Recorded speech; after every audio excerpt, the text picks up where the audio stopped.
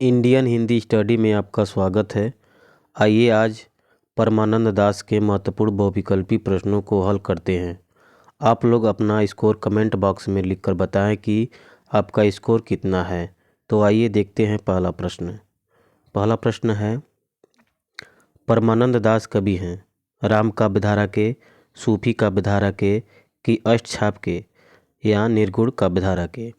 तो इसका सही उत्तर बताइए।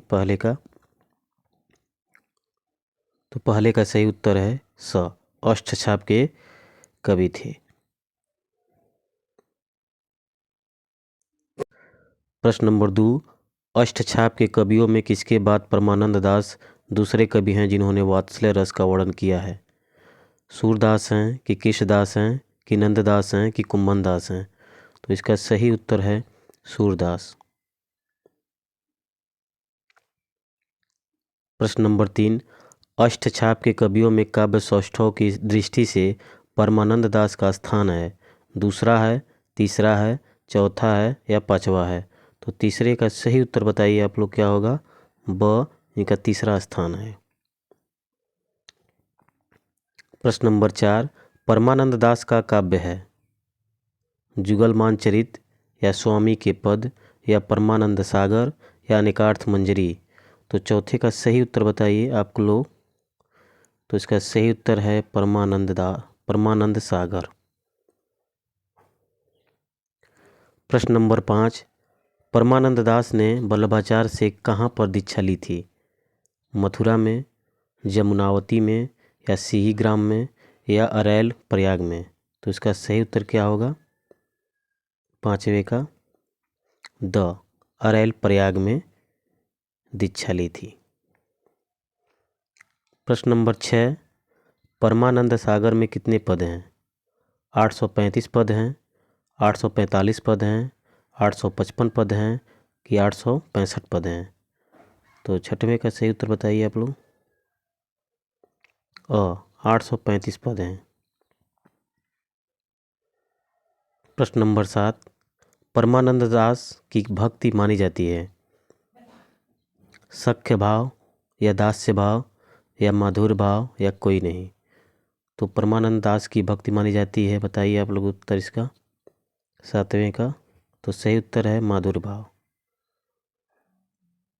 प्रश्न नंबर 8, किस आलोचक ने लिखा है कि परमानंद सागर की रचना सूरदास के सुर सागर की पद्धत पर है, परंतु इसमें न तो सुर का सागर है और न ही गहराई, स्थान स्थान पर मणि माणक्य अवश्य चमकते दिखाई देते हैं? तो एक कथन किसका है आप लोग बताइए। आठवें का सही उत्तर बताइए। तो आठवें का सही उत्तर है डॉक्टर बच्चन सिंह की ये कथन है। प्रश्न नंबर 9, इनमें से कौन सी पंक्ति परमानंद दास की नहीं है? नहीं कर रहे हैं, इनमें से कौन सी पंक्ति परमानंद दास की है? तो कौन है, आइए देख।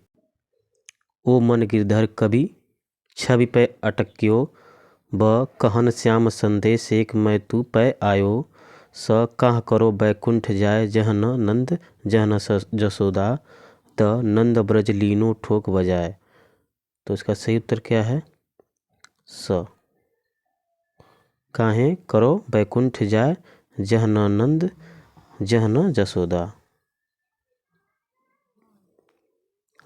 प्रश्न नंबर 10, जब जब तय प्रीति श्याम ते कीनी, ता दिन ते न इन नैननी निध न लीनी, पंक्ति के रचयिता हैं कौन है? 10वें का उत्तर बताइए। परमानंद दास हैं कि कृष्णदास हैं कि नंददास हैं कि कुंभन दास हैं? तो 10वें का सही उत्तर है परमानंद दास हैं। प्रश्न नंबर 11, परमानंद दास का जन्म कहाँ हुआ था? अरैल में, काशी में, मथुरा में कि उज्जैन में?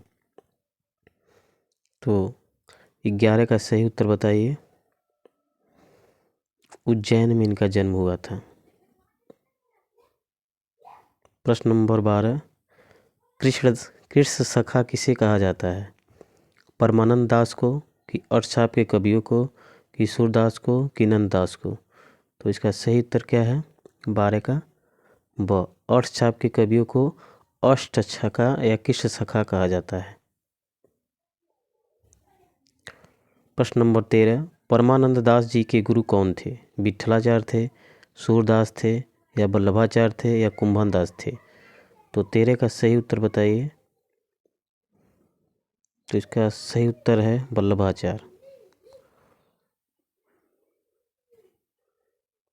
प्रश्न नंबर 14, इनमें से कौन कवि अविवाहित थे?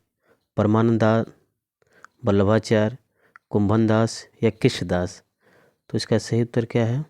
14 का अ, परमानंद दास अविवाहित थे।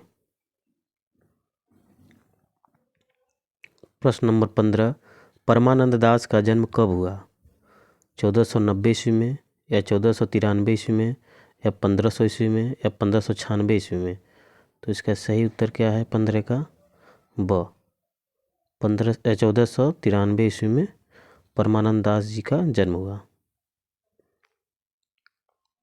प्रश्न नंबर 16, परमानंद दास जी का निधन कब हुआ?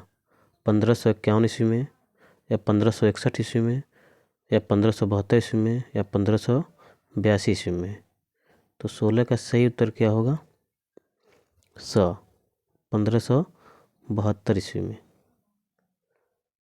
प्रश्न नंबर 17, परमानंद दास जी की रचना है परमानंद के पद, परमानंद सागर, वल्लभ सांप्रदायिक कीर्तन पद, या उपयुक्त सभी?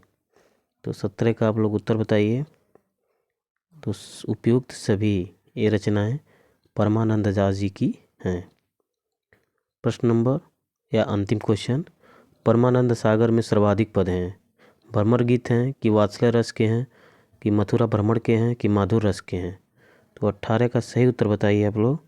तो सबसे अधिक है वात्सल्य रस।